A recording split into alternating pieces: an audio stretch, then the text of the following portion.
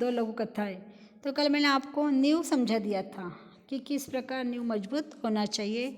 और जो व्यक्ति जो कारागिर था, ठेकेदार था, वह एक सही था, उसको रिश्वत लेने की आदत नहीं थी। लेकिन जो वहाँ का अधिकारी था, वह अधिकारी रिश्वत लेना चाहता था, इसलिए उसके काम में हर बार उसने गलतियाँ निकाली, नुक्स निकाली। लेकिन जब उसने बड़े अधिकारियों को बुलाकर उसको लांच लेते, उसको पकड़ा दिया घूस लेते समय, तब वो अधिकारी सीधा हो चुका था। इस प्रकार पहला पाठ हमने पढ़ा है।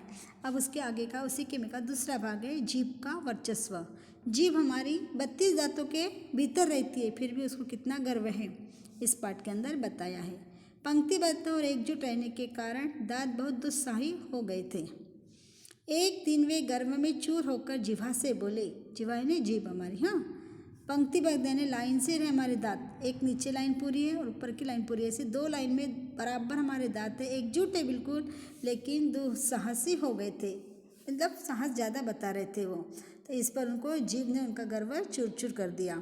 32 घनिष्ठ मित्र हैं, एक से एक मजबूत, तू ठहरी अकेली। 32 दांत एक जीभ से कह रहे वो कि हम 32 घनिष्ठ मित्र हैं, लेकिन तू कैसी है, अकेली है, चाहे तो तुझे बाहर ही न निकलने दे। क्या कह रहे वो, हमारा बस चले तो हम तेरे को बाहर नहीं निकलने देंगे।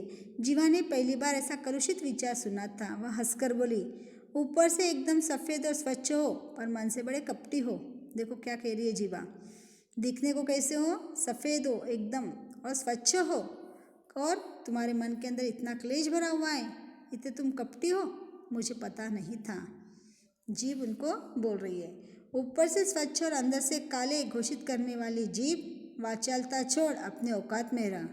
देखो दांत उनको वापस जवाब दे रहे हैं, क्या बोल रहे हैं, ऊपर से स्वच्छ और अंदर से काले घोषित करने वाली जीभ, वाचालता छोड़ दे, अपने औकात में रह, हम तुझे चबा सकते हैं, यह मत भूल कि तू हमारी कृपा पर ही राज कर रही है। देखो दांत उसको क्या बोल रहे हैं कि तू हमारी कृपा पर राज कर रही है, हम तेरे को ध्यान रख रहे हैं, तेरा 32 दांत तेरा ध्यान रख, तेरे को बाहर निकलने दे देंगे, और तूने ज़्यादा ही बड़बड़ाई करी, वाचालता दिखाई, तो तेज को हम चबा चबा कर तेरा धिंगाना कर देंगे हम, ऐसे उसको बोल रही है। और ये मत भूल कि तू हमारी कृपा के ऊपर राज कर रही है। दांतों ने किटा कर कहा। जीभ ने नम्रता बनाई रखी और तुरंत उत्तर दिया, दूसरों को चबा जाने वाले की ललक रखने वाले बहुत जल्दी टूटते भी है। क्या बोल रही वो जीभ, कि दूसरों को जो चबा चबा के खाने की बात कर रहे हैं, उन्होंने ये नहीं समझना चाहिए कि आप बहुत मजबूत हो, तुम तो बहुत जल्दी टूट कर गिर जाओगे। क्या बोल रही वो, तुम तो बहुत जल्दी टूटकर गिर जाओगे, तुम दूसरों के ऊपर घमंड मत करो। सामने वाले तो जल्दी गिर जाते हैं, सामने के दांत दूध के दांत होते हैं, सबसे पहले गिरते हैं वो तो सबसे पहले गिरते। तुम तो अवसरवादी हो, अवसर देखकर भूल जाते हो सबको। मनुष्य का साथ तभी तक देते हो जब तक वह जवान रहता है। क्या कह रहे हैं 32 दांत को, जीभ बोल रही है तुम तब तक साथ देते हो जब तक हम लोग जवान रहते हैं, जब हमारा बुढ़ापा आता है तो तुम एक एक करके सारे दांत गिर जाते हैं, लेकिन जीभ आखिर तक रहती है, जीभ नहीं उनका साथ छोड़ती।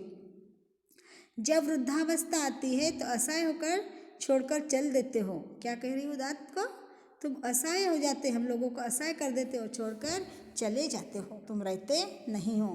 कितने भी शक्तिशाली होंगे, लेकिन अंतिम समय तक तुम उनको साथ नहीं देते।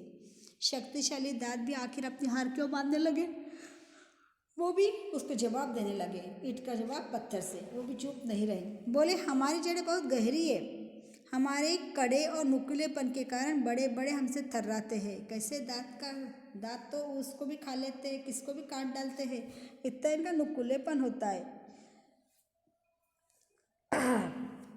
और हमारी जड़ें कैसी है, अंदर तक गई हुई है, हमारे कड़े और नुकीलेपन के कारण बड़े बड़े हमसे थर्राते, डरते मेरे से, हमारे लोग दांतों से सब डरने लगते हैं। इस प्रकार जीवा को वो बता रहे। जीवा ने विवेकपूर्ण उत्तर दिया, तुम्हारे नुकीले या कड़ेपन का कार्य क्षेत्र मुंह के भीतर तक ही सीमित है।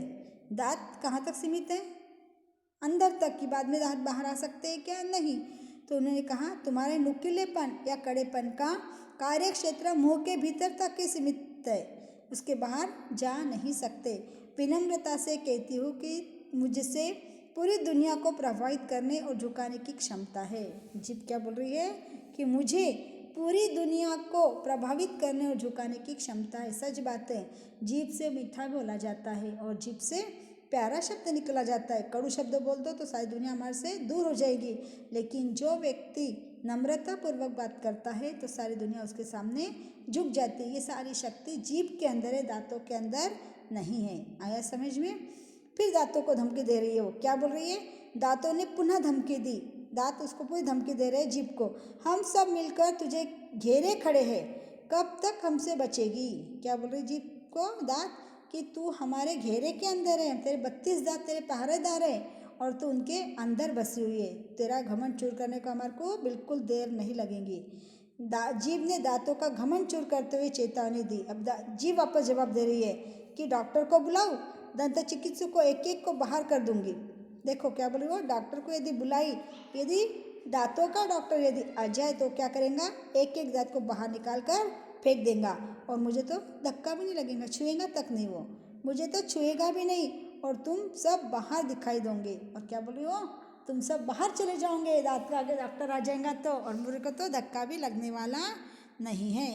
घमंडी दांत निरुत्तर हो गए, कोई जवाब नहीं था उनके पास में। उन्हें कविता की यह पंक्ति याद आ गई, किसी को पसंद नहीं शक्ति बयान में, तभी तो दी नहीं हड्डी जबान में। क्या बोल रही वो? किसी को पसंद नहीं शक्ति बयान में, तभी तो दी नहीं हड्डी जबान में। घमंडी दांतों ने आखिर जीभ का लोहा मान लिया, हार गए वो और वहाँ से चुपचाप अपना काम करने लग गए और जीभ की क्या हो गई? जीत हो गई। इस प्रकार जीभ का वर्चस्व, ये आपको कहानी दी गई है, सिर्फ कहानी है ये। आप 2 बार यदि पढ़ लोगे तो आपको इसका पूरा अर्थ समझ में आएगा, ठीक है?